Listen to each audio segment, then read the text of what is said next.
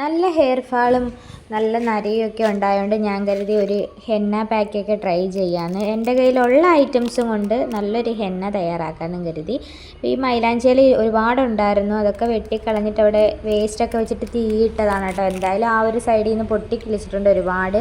അപ്പം കുറേ മുറ്റാത്ത ഇളം നല്ല തളിരില പോലുള്ള കുറേ ഉണ്ടായിരുന്നു. അതൊക്കെ ഞാൻ എടുത്ത കേട്ടോ. എടുത്തിട്ട് എന്താ കയ്യിലുള്ള കുറച്ച് ഐറ്റംസ് മാത്രമേ ഉപയോഗിക്കുന്നുള്ളൂ കേട്ടോ. ഒരുപാട് ഐറ്റംസ് ഒന്നുമില്ല.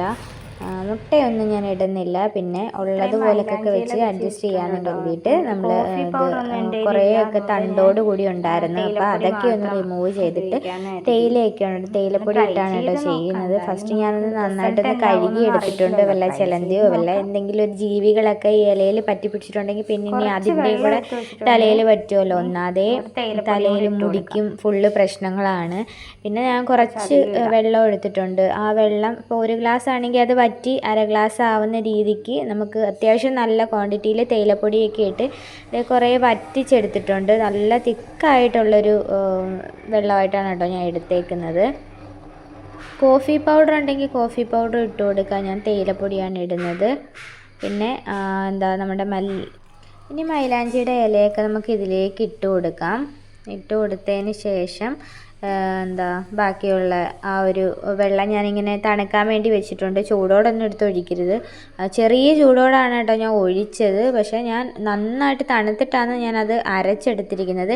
പിന്നെ എൻ്റെ കയ്യിൽ ആംല പൗഡർ ഉള്ളവർക്ക് അത് ഇടാം. പിന്നെ എൻ്റെ കയ്യിൽ നെല്ലിക്ക വാങ്ങിച്ചത് ഇരിപ്പുണ്ടായിരുന്നു. അപ്പോൾ ഞാനത് കുറച്ച് കട്ട് ചെയ്തെടുത്തിട്ടാണ് കേട്ടോ ഇട്ടത്. നന്നായിട്ട് അരച്ചെടുത്തിട്ടുണ്ട് കേട്ടോ. നല്ലപോലെ പേസ്റ്റാക്കി അരയ്ക്കണം. ഇനി നമുക്ക് കുറച്ച് നേരം ഒന്ന് മാറ്റി വെക്കാം. ഒരു മണിക്കൂറോ അല്ലെങ്കിൽ 2 മണിക്കൂറോ ഒന്ന് മാറ്റി വെക്കാം.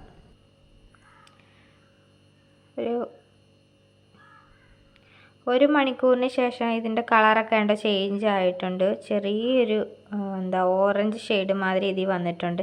ഇത് ക്യാമറയിൽ എത്രത്തോളം അറിയാൻ പറ്റുമെന്ന് അറിയത്തില്ല. പക്ഷേ നമ്മൾ നേരിട്ട് നോക്കുമ്പോൾ നല്ലൊരു കളർ ഡിഫറൻസ് ഉണ്ട്. നമുക്കിത് മുടിയിൽ തേച്ച് കൊടുക്കാം. തല ഫുള്ള് നരയാണ് കേട്ടോ. മുടി മൊത്തം നരച്ച് പോയിട്ടുണ്ട്.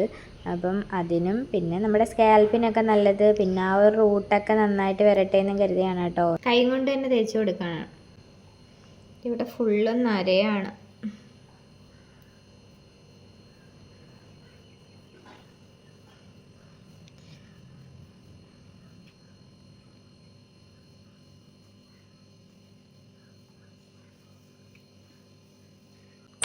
ഞാനെടുത്ത ആ ഒരു കൺസിസ്റ്റൻസി നന്നായിട്ട് കുറുകി പോയിട്ടുണ്ടായിരുന്നു കേട്ടോ. കുറച്ചുകൂടെ വെള്ളം ഒന്ന് ആയിരുന്നെങ്കിലും കൊള്ളാമായിരുന്നു. ഇപ്പോഴേ എൻ്റെ കൈക്കൊക്കെ നന്നായിട്ട് കളർ വെച്ചിട്ടുണ്ട്. ഇനി തലയ്ക്ക് ആ ഒരു മുടിയുടെ ഭാഗങ്ങളിലൊക്കെ കളർ വെച്ചാൽ മതിയായിരുന്നു. മുടി നന്നായിട്ട് ഒന്ന് മസാജ് ചെയ്ത് കൊടുക്കാം കേട്ടോ. മുടിയല്ല, നമ്മുടെ സ്കാൽപ്പ് നന്നായിട്ടൊന്ന് മസാജ് ചെയ്ത് കൊടുക്കുക. ഇത് മെയിനായിട്ട് ഈ ഹെന്ന പാക്കൊക്കെ ട്രൈ ചെയ്യുന്നത് താരനോ അല്ലെങ്കിൽ നമ്മുടെ സ്കാൽപ്പിൻ്റെ എന്തെങ്കിലും ബാഡായിട്ടുള്ള സംഭവങ്ങൾ, പിന്നെ നമ്മുടെ ഹെയറിൻ്റെ ആ ഒരു ടെക്സ്ചർ അല്ലെങ്കിൽ ആ ഒരു കളറ്, അതിനൊക്കെ വേണ്ടിയല്ലേ നമ്മളിപ്പം ഇത് യൂസ് ചെയ്യുന്നത്. അപ്പോൾ അത്രത്തോളം ഒരു ബെനിഫിറ്റ് ഇപ്പം കിട്ടത്തില്ല കേട്ടോ. അപ്പോൾ ഞാൻ അത്രത്തോളം ഐറ്റംസ് ഒന്നും ചേർത്തിട്ടില്ല.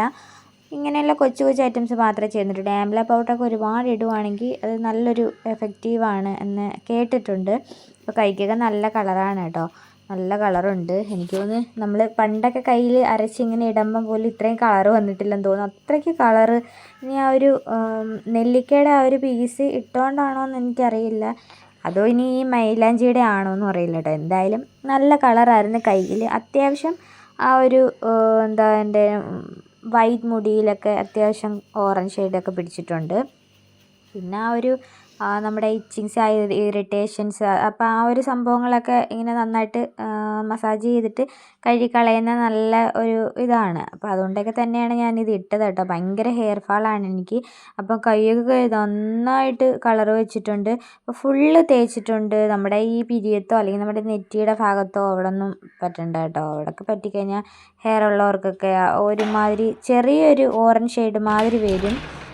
എനിക്കിപ്പോൾ ആ നെറ്റിയിൽ ആ നമ്മുടെ ബേബി ഹെയർസിലൊക്കെ ഒരുപാട് ആ ഒരു ഓറഞ്ച് ഷെയ്ഡ് ചെറുതായിട്ട് വന്നായിരുന്നു കേട്ടോ. പക്ഷേ 1-2 വട്ടം വാഷ് ചെയ്തൊക്കെ ചെയ്തപ്പോഴത്തേക്ക് അതങ്ങ് മാറി.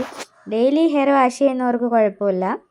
അപ്പോൾ എൻ്റെ 2 കയ്യിലും നന്നായിട്ട് പിടിച്ചിട്ടുണ്ട് കേട്ടോ.